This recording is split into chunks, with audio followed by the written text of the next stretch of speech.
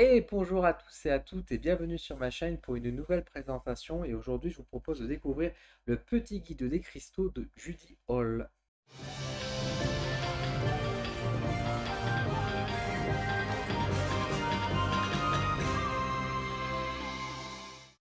Alors on se retrouve directement en vue caméra rapprochée pour vous présenter le petit guide des cristaux Attirer l'amour, le bien-être et l'harmonie spirituelle dans notre vie de Judy Hall. Donc c'est sorti aux éditions Contredire, ça fait une centaine de pages au prix de 9,90 €.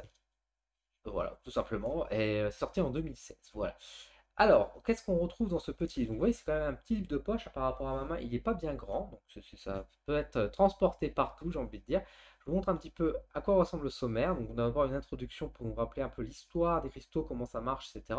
Le mode d'emploi des cristaux, justement, comment choisir le cristal, le nettoyer, purifier. C'est vraiment intéressant cette partie-là. Et après, nous avons vraiment une présentation assez complète de plusieurs cristaux. Alors, bah, bien sûr, il ne les a pas tous dedans, hein, mais il y en a une petite dizaine.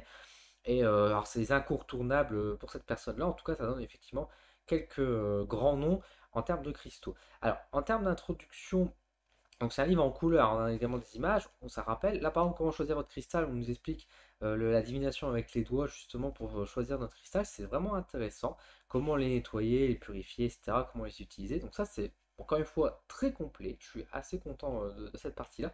Et hop, on passe tout de suite à partir de la page 25 à la description des cristaux. Et je trouve que c'est vraiment bien fait parce qu'autant on a une description assez complète du cristal en question avec le nom à l'origine, comment ça existait, etc. On a aussi sur le corps, en fait, l'effet que ça a exactement sur nous. On a également des remarques, parfois des anecdotes à propos du cristal.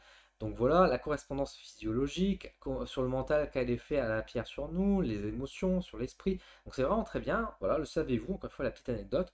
La petite astuce, avec comment utiliser ce cristal, etc. Et puis après, bah voilà, on passe tout de suite à un autre et rebelote. Donc franchement, c'est assez complet parce que on ne donne pas juste une description du cristal en disant voilà, le cristal, il est bon sur telle matière, sur telle vertu, etc. On va plus loin, on donne vraiment sur le pouvoir, sur le corps, sur la physiologie, sur le mental, etc., etc. Et du coup, bah, ça en fait vraiment quelque chose de très complet. Curiosité, vous voyez ici. Donc, au final, on a vraiment une histoire, j'ai envie de dire, assez complète et des informations assez complètes sur le cristal en question, ce qui fait qu'on n'a pas vraiment de questions à la fin du cristal parce qu'on a tout qui est dit dans ce petit guide finalement, donc c'est vraiment assez chouette. Encore une fois, bon, c'est pas un livre qui se lit, on va dire, forcément comme ça, c'est plus un petit guide à aller chercher quand on a une pierre qui nous intéresse, regarder, etc. Mais en tout cas, les conseils qui sont donnés au début, dans la première partie, ils sont vraiment intéressants.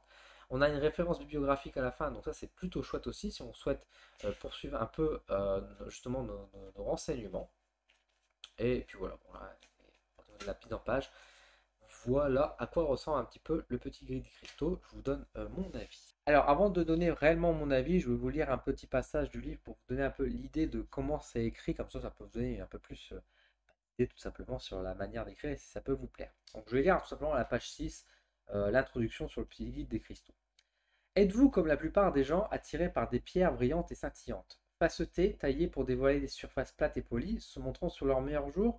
Mais avez-vous jamais regardé un morceau de roche brute dénommé cristal, vous interrogeant sur les raisons de cet engouement?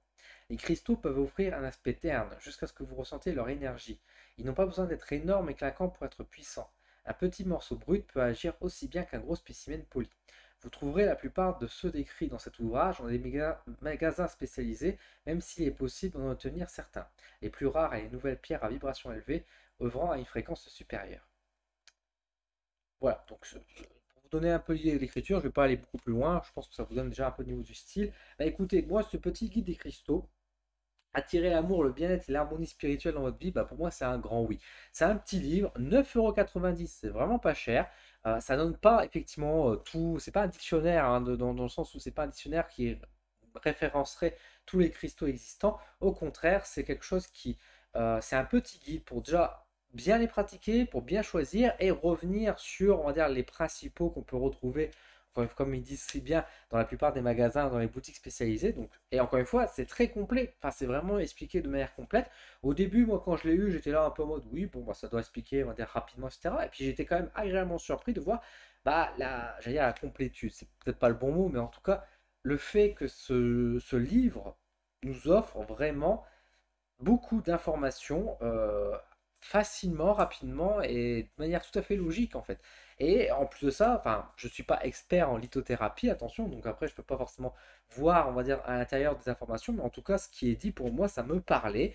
Dans la petite expérience que j'ai de lithothérapie, bah, j'ai pas vu, on va dire, forcément, on va dire, des conneries, des choses comme ça qu'on peut trouver parfois dans certains ouvrages ou parfois dans certaines informations sur Internet. Tout ça me paraissait bien sensé. Il y a un vrai accompagnement avec une responsabilité qui est derrière. Donc écoutez, si vous aimez bien les pierres, la lithothérapie, que vous cherchez un petit guide pour en savoir plus sur certaines pierres, bah pourquoi pas prendre celui-ci. Simple, efficace, en format de poche, en plus pour le mettre dans votre poche quand vous vous baladez en salon et puis dire attendez, je vais vérifier, ça peut être sympa. En tout cas, moi j'ai plutôt bien aimé et donc bah encore une fois, je vous le recommande. Voilà, tout simplement. Donc voilà, je vous mets un petit lien comme d'habitude affilié si ça vous intéresse. Pas d'obligation bien sûr, mais si vous voulez me soutenir, c'est toujours très gentil de votre part. Je vous remercie en tout cas d'avoir vu cette vidéo. Je vous donne rendez-vous très bientôt sur ma chaîne pour du nouveau contenu. Et sur ce, passez une bonne semaine. À bientôt.